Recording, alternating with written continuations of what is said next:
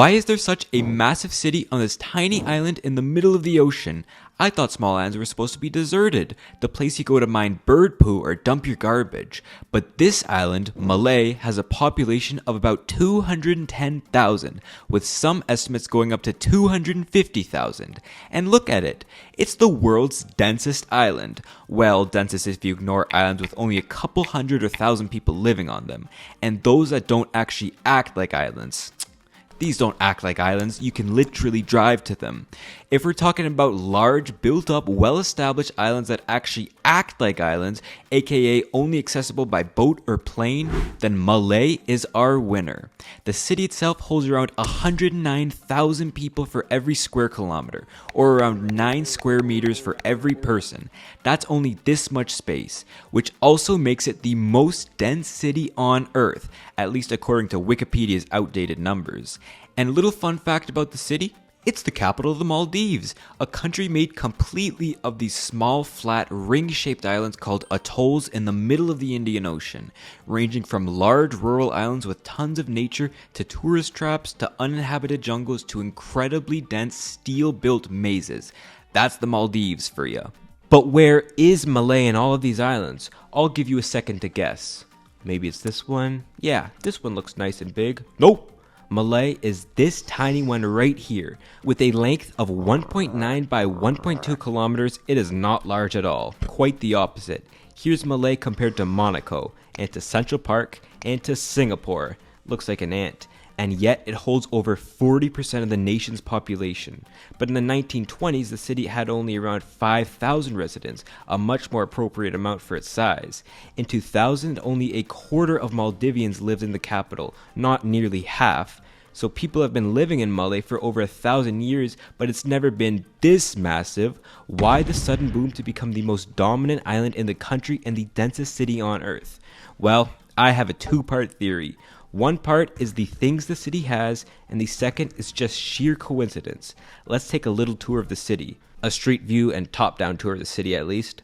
Along the incredibly packed streets and layers of buildings, you'll find most things a normal city has. Shops, restaurants, houses, parks, sewage that dumps waste into the ocean, and a desalination plant for clean water. Okay, maybe those last two are a little more reminiscent of Dubai than an average city, but what makes Malé so special is what it has that the rest of the country doesn't. Things we all think are essential.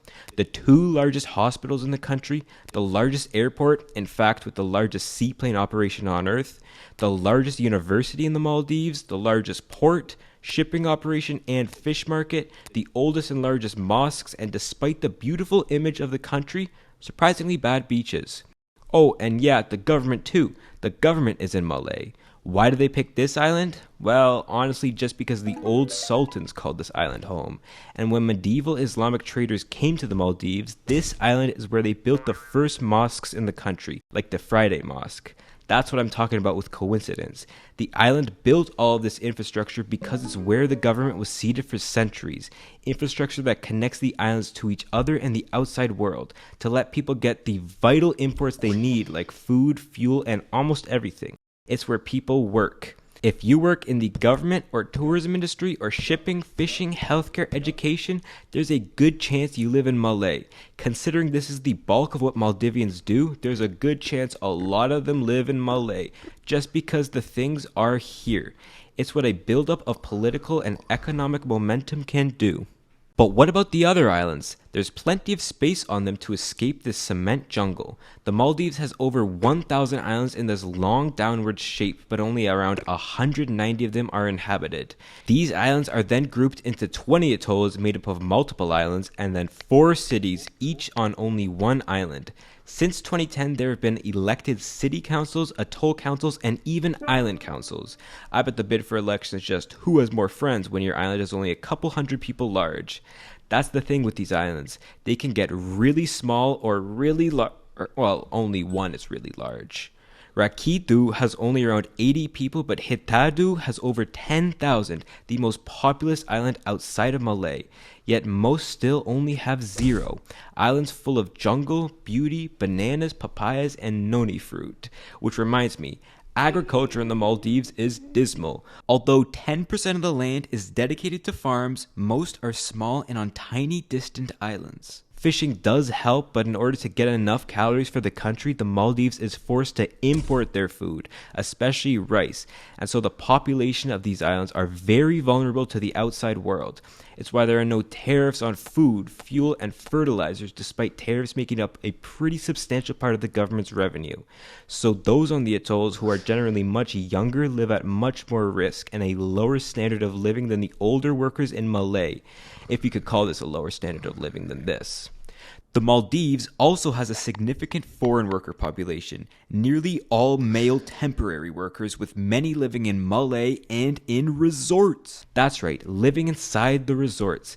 What a nice life that must be. Blue water, white sand, perfect temperatures. Just kidding. They're the workers. I'm sure it's a lot less enjoyable for them. These resorts are probably the reason you've even heard of the Maldives in the first place, either because you dream of going to them or are just sick of hearing your coworkers talking about their Maldives holiday.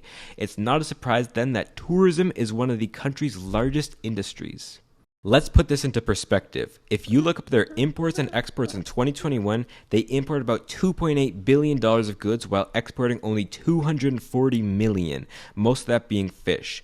But if you add services with the goods, they import $3.6 billion and export over $4 billion. That's over a 16 times increase when adding services to their exports. Why? Because tourism is an export. It gives a service to a foreign customer, and in exchange, they give you foreign money. Around $3.5 billion of foreign receipts in 2021 alone. A third of their GDP comes from tourism, as well as 60% of the foreign exchange they need to buy necessary imports. But unlike a normal export, the more tourism you give to foreigners, the more you need to build up your home country. Having received over 2 million tourists before COVID, that means there were 4 visitors for every resident. Does it get crowded? Not really. Except for Malé though, that's the whole point of this video. This is because they have a one island, one resort policy, creating a sense of luxury tourism away from civilization. When tourists come, they don't go to the cities. They go to random islands in the outskirts to drink bellinis in their bikinis. And with over 1,000 uninhabited islands to expand to, they still have plenty of room to grow. So since the 70s, both the government and private businesses have invested heavily into this industry. In terms of PB, private business, most of it comes from China, India, and Singapore in the form of infrastructure. You know, resorts, hotels, ports, harbors, and the China-Maldives Friendship Bridge. Because they're so dependent on this, they essentially have free investment and free flow of capital in and out of the country.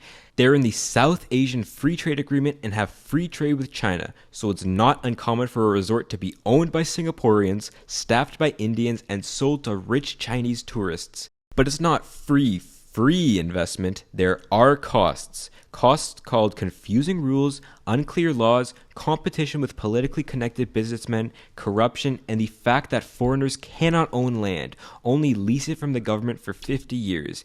If you want this put in a different way that's a little more real, the country has had 3 coup attempts in the 80s, 3 presidents have been arrested after their time in office, and the government is just generally corrupt and autocratic, maybe even a little repressive, one might say. So because of the confusion, the Maldives ranks in the bottom 20 countries on the Economic Freedom Index and the bottom 50 on the Ease of Doing Business Index. The other investor doesn't care about these though. It's the government. They've invested heavily into banking, shipping, communications, electricity, fisheries, canning factories, and of course, tourism since the 70s.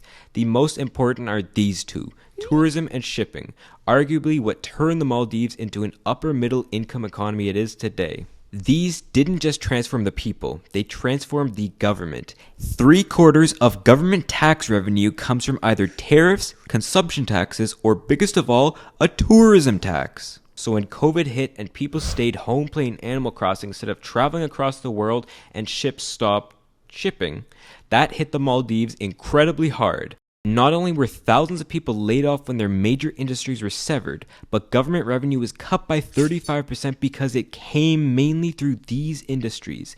They had to spend more with less money, especially to those in the rural atolls most dependent on government services and subsidies. So the debt doubled from 2019 to 2022.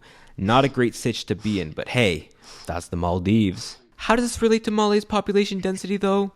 Well, more tourism and shipping means more government revenue. More revenue means more development and central administration. More administration means more bureaucrats, and boom! More bureaucrats on the capital island means Malé becomes even denser. Because the Maldives developed into a decently rich nation, it meant the central capital developed more and built up to their city limits through bureaucracy. And yet, corruption or debt isn't even the greatest issue in the Maldives. There's one other issue that might give us a glimpse into their future, especially into Malay's future. Hint, it's more density. That problem is water, both too much of it and too little. The Maldives is one of the lowest countries on earth. Their highest point is right here, some random hill on a golf course standing at a proud 5.1 meters tall. The problem is, this ocean keeps getting higher and higher while the land stays at the same altitude, eating away at the country's beaches. Already, over 60% of islands report beach erosion, and 80% of islands are less than a meter high, making them extra susceptible. So there's understandable fear in the country. The Maldivian cabinet has even conducted this meeting underwater to get attention, and past President Salih has claimed that the country could cease to exist by the end of the century. Yikes. They've already experienced the power of water when the Indian Ocean tsunami hit the country in 2004. Dozens were killed, nearly the whole nation flooded, and it cost hundreds of millions in damage. Do they really want to relive that again? Well, relive it at a much slower pace? The answer is no. So they've started building these funny structures, flood protection around the major islands, artificial coral reefs, and oh yeah, brand new islands too. Land reclamation is seen by many in the country as the way to beat the sea, both importing sand from overseas and pumping it up from the seafloor to build up new islands or expand previous ones. When I showed you what Malé looked like, I kind of ignored this whole island connected to it. Hulhu Malé. Sometimes it's called Hope City because it may be a way to house Maldivians if their home islands get swallowed up. When it's completed dumping sand around it, it's estimated that 2/3 of the country could be housed between these two islands, making a massive Malé Hulhulé metropolitain area. To be honest, it's not the greatest plan. The ocean isn't like a rising bathtub swallowing these islands up. They're constantly being shifted around by erosion and currents. So some of the land reclamation, which often ignores environmental regulations, are building over mangrove swamps, coral reefs, placing concrete blocks, and digging up sand which could move around the ocean currents, and it could lead to more problems down the line. Not to mention that most of the ocean protection plans are happening on these two tightly packed islands. Many resort islands who don't want the ugly sea barriers scaring away their customers are likely going to sink into the ocean within a century. But it is better than doing absolutely nothing about it. They're not going to all pack up and head to Australia like some other island quitters, which likely means a much more crowded capital in the future. Water will make the world's densest city even denser, or who knows, maybe people will leave from a lack of it. Almost every island has already run out of fresh water, with salt water eroding and leaking into their aquifer supplies. Now, the only way to drink clean water in the country is through either collecting rain, desalination plants, or importing bottled water.